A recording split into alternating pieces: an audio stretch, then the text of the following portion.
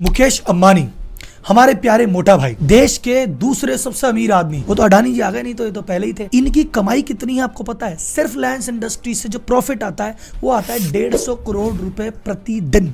उसके अलावा बहुत सारी कंपनी और बहुत सारे काम है। आप बस ऐसा मान के चलो कि अगर आप घर से निकले हो, कोई सा भी प्रोडक्ट ले रहे हो, कोई सी भी सर्विस ले रहे हो, उसमें कहीं ना कहीं मोटा भाई बैठे हुए हैं। आप अगर महीने भर में 10,000 रुपए खर्च करते हो, उसका कुछ हिस्सा मोदी जी की जेब में टैक्स के रूप में और कुछ हिस्सा मोटा भाई के जेब में जाता ही जाता है। तो मोटा भाई राहुल जी इतनी कितनी जगह आ गए हैं। आप जितनी जगह सोच सकते हो उन जगह तो है, और जिन जगह आप नहीं सोच सकते हो वहां भी मोटा भाई बैठे हैं। अब धीरे धीरे सस्पेंस खोलते हैं, वीडियो की शुरुआत करते हैं। अभी मैं बहुत सारी मोटा भाई की कंपनियों के नाम लूंगा, शायद 20, 30, 40 कंपनियों के नाम जाएंगे, अलग अलग सेक्टर में होगी, और आपको पता पड़ेगा अरे ये भी इसकी, अरे वो भी इसकी।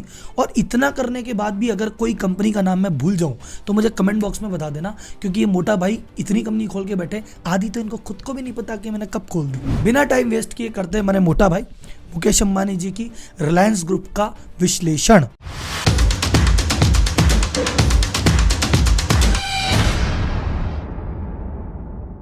अब मोटा भाई का एम्पायर इतना बड़ा है कि एक एक कंपनी का नाम लेने से पहले एक एक सेक्टर का नाम लेना पड़ेगा। तो सबसे पहले बात करते हैं इनके सबसे मेजर सेक्टर के बारे में, जिनकी वजह से ये इतने बड़े बने हैं। वो सेक्टर इनका ऑयल टू केमिकल सेक्टर, जो एक जामनगर रिफाइनरी लगी हुई है, विश्व की सबसे बड़ी रिफाइनरी है। उसमें मैंने अलग से वीडियो भी बनाया था कि वहां पे कितना पैसा वो कमाते हैं, तो नीचे डिस्क्रिप्शन में लिंक दिया है, वहां जाके आप देख सकते हैं। तो वहां मेन काम क्या होता है? रिलायंस पेट्रोलियम। तो जितना भी पेट्रोल ये वहां से निकालते हैं या क्रूड ऑयल को रिफाइन करते हैं, वो इनकी मेन इनकम है। पेट्रोल आपको पता है रोज आपको पेट्रोल भराना है, वो भाई साहब पेट्रोल कहीं ना कहीं मोटा भाई के पास से आ रहा है। फिर उसके बाद पेट्रोल के अलावा इंडस्ट्रीज वगैरह में गैस का काफी योगदान होता है, या हमको गैस की जरूरत पड़ती है, उसके लिए मोटा भाई ने कहा कोई टेंशन नहीं, रिलायंस गैस भी एक कंपनी है, हम गैस भी प्रोवाइड कराते हैं। अब ये तो थी मोटी मोटी बात जहां सरकार से सीधी डीलिंग होती है और बड़े लेवल पे काम होता है। अब जहां पे रोजमर्रा में हम रिलायंस से टकराते हैं वो क्या है? वो है इनका ई कॉमर्स एम्पायर। तो अगर आपको इलेक्ट्रॉनिक्स का सामान लेना है तो क्या देगा? रिलायंस बोलता है मेरे से लो ना, मैं देता हूं, रिलायंस डिजिटल। फिर आपने कहा नहीं वो इलेक्ट्रॉनिक के सामान तो आपके डिजिटल से ले लिए, हमें तो कपड़े चाहिए थे, कपड़े का कोई जुगाड़। अरे भाई साहब आजियो नाम सुना है? हमारा ही है, लीजिए कपड़े, पैसे हमारी जेब में ही जाएंगे। फिर आपने कहा अरे चलो कपड़े इलेक्ट्रॉनिक तो ले लिया, हमको तो रोजमर्रा का सामान लेना है यार, तो टेंशन मत लो, मेरे पास जियो मार्ट है, ग्रोसरी का सामान भी दे दूंगा, दूध दही वगैरह सब दे दूंगा, और कुछ समय के अंदर मैं मेरा ब्रांड लेके आ रहा हूँ इंडिपेंडेंस, जैसे पतंजलि है वो सारी चीजें दे रहे हैं। आगे जाके ये खुद का इंडिपेंडेंस ब्रांड ला रहे हैं, तो आपको आटा, दाल, चावल, थोली, बैंगन सब ये देंगे। अच्छा, मिल्क बास्केट जो घर घर दूध सप्लाई करते हैं, किसकी? मोटा भाई की। ये जो डंजो है होम डिलीवरी हो रही है, किसकी? मोटा भाई की। तो तुम्हें भाई साहब ऑनलाइन मंगाना है जियो मार्ट से, मोटा भाई। डिलीवरी करानी है, मोटा भाई।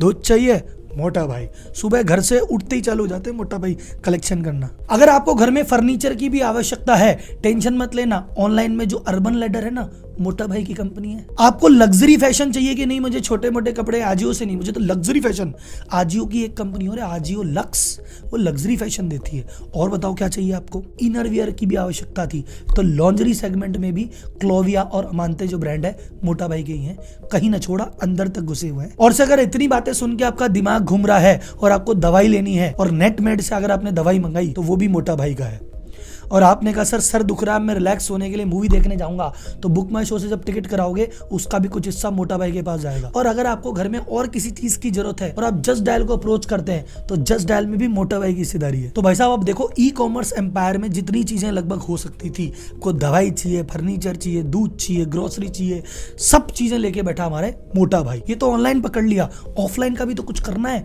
तो ऑफलाइन में रिटेल में भी भाई साहब मजबूती से पांव जमा रखे हैं। वहां पे कंपनी है रिलायंस रिटेल, वहां पे क्या क्या मिलेगा आपको? रिलायंस ट्रेंड, सारी शॉपिंग वहीं हो जाएगी।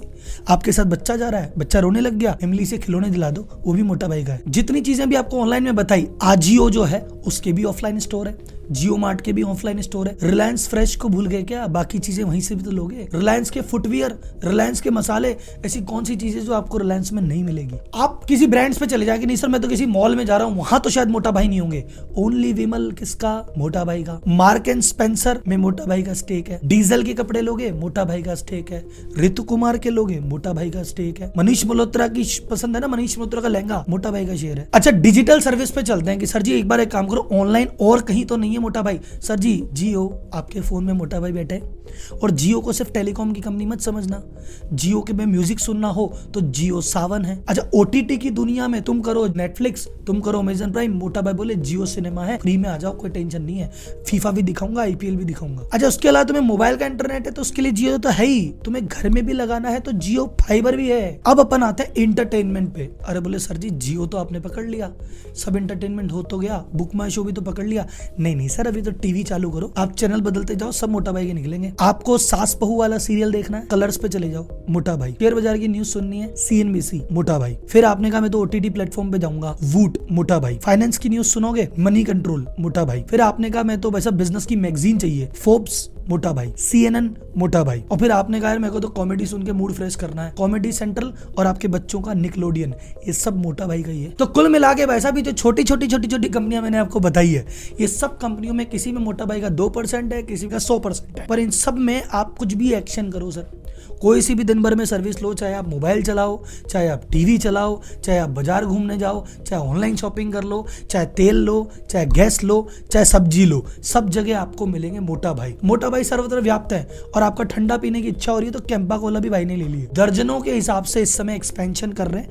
ये वीडियो अगर मैं दोबारा बनाऊंगा अगली बार, तो अगर ये वीडियो अभी 8 मिनट का था तो अगले जाके 18 मिनट का बनेगा। इतने एक्सपेंशन मोटा भाई कर रहे हैं। कुल मिला के बिजनेस सेंस इतना सा है कि जहां भी आदमी का पैसा खर्च होता है वहां मेरी कंपनी होनी चाहिए ताकि मैं पैसा कमा लूं। तो आपको लग रहा है कि ऐसे पेट्रोल बेच के मोटा भाई अमीर हुए, नहीं भाई साहब, वो सब कुछ बेच के अमीर हुए हैं। और ये तो अभी तो पार्टी शुरू हुई है। इसका इंपैक्ट क्या है आप जियो वाली वीडियो देखोगे तो आपको अपने आप समझ में आ जाएगा। और अब आपको लगता है, अब इसमें 2 सवाल मैं आपसे पूछना चाहता हूं। आपको लगता है ये तो हुआ मोटा भाई का, रतन टाटा जी का क्या सीन है? तो अगर आप चाहते हो मैं टाटा एम्पायर को भी ऐसे डिकोड करूं, या अडानी के एम्पायर को भी, या महिंद्रा या बिरला या किसी भी बिजनेस को, तो मुझे बताइए, करेंगे रिसर्च और लेके आएंगे आपके लिए वीडियो। और आप चाहते हैं राहुल जी मोटा मोटी नाम सुन के तो अच्छा लगा, लेकिन मुझे बताओ रिलायंस रिटेल कितना पैसा कमा रहा है, प्रॉफिट में है कि नुकसान में है, क्या हो रहा है? आप चाहते हो एक एक कंपनी का डीप एनालिसिस, तो भी कमेंट में बताओ। तो रिलायंस की एक एक कंपनी को पकड़ के भी एनालिसिस कर देंगे, और अगर आपको समरी में मजा आ रहा है तो अलग अलग ग्रुप की समरी भी दे देंगे, जैसा आप बोलोगे, क्योंकि जनता जनार्दन है और हमारा काम है बिजनेस की क्लिष्ट बातों को, कॉम्प्लेक्स बातों को हंसी मजाक में आप तक पहुंचाना और बिजनेस की जो अलग है वो आपके अंदर जगाना। सो अगर आपको मेरी बातें समझ में आती है, कंटेंट समझ में आता है, तो चैनल को सब्सक्राइब करना, और नहीं आता है तो रहने देना। धन्यवाद। अगली वीडियो में फिर मिलेंगे। जय हिंद।